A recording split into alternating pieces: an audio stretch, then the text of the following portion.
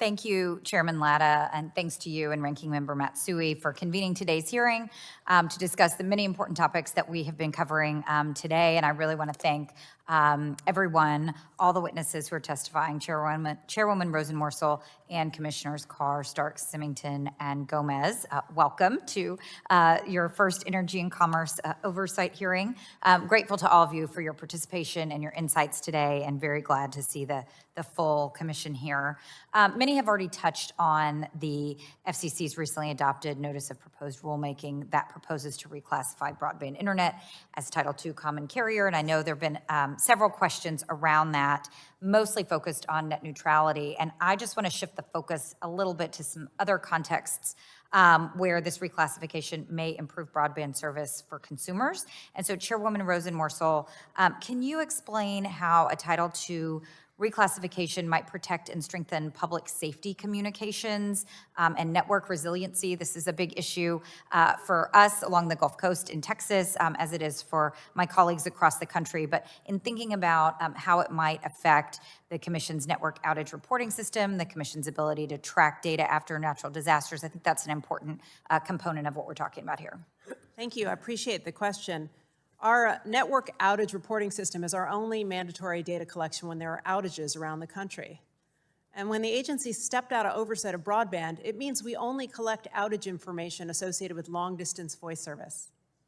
Let me submit to you, in a modern digital age economy, we should not be collecting information about long-distance voice outages. Every one of us knows that when the broadband goes out, we have a problem. We should be collecting data like that as well. And in fact, during the pandemic, we collected no data on where broadband is and is not. We're relying strictly on anecdotal evidence. And in fact, there's evidence, there's one community on the outside of Detroit that had a 45-day outage during the pandemic. And we were all asked to go online and be online for everything. But we didn't collect data because we were focused on long-distance voice service outages. There's nothing modern about that at all. We've got to fix it, because it's not just a threat to the modern economy, it's a threat to our public safety. Well, thank you so much for that. And I want to follow up on another question kind of in that same vein. But the last time that you were in front of the subcommittee, Chairwoman Rosenworcel, last June, we talked a little bit about the ongoing Notice of Proposed Rulemaking on improving language access to the wireless emergency alerts.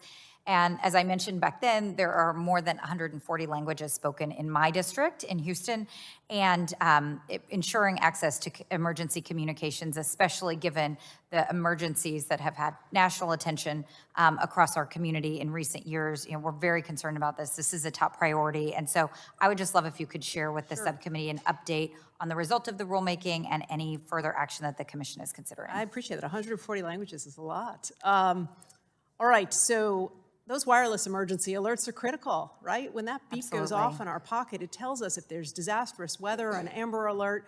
They're a really big part of how we make sure we stay safe day to day. But people who don't speak English or Spanish have not been able to respond to those messages. And we had some incidents with flooding in New York where Asian communities didn't get the information they needed. So my colleagues and I decided for the first time ever, we are going to now require those alerts to go out in 13 different languages. We're basing this off a template that's been used in New York. I'm confident we can make it work. We're working with the carriers to make that happen. And I think it's going to lead to a broader understanding of vulnerabilities and make sure more people can be safe when the unthinkable occurs. Well, thank you so much for that update. I appreciate it. And of course, 13 languages is a great start, and I hope we'll cover a lot more people, and hopefully we'll be able to work with you and identify additional modes of communication to make sure that everyone can get those alerts. It's critically important, and the work that you all do is critically important. So I want to thank you for your time today. I want to thank you for the work that you're doing. And with that, Mr. Chairman, I will yield back.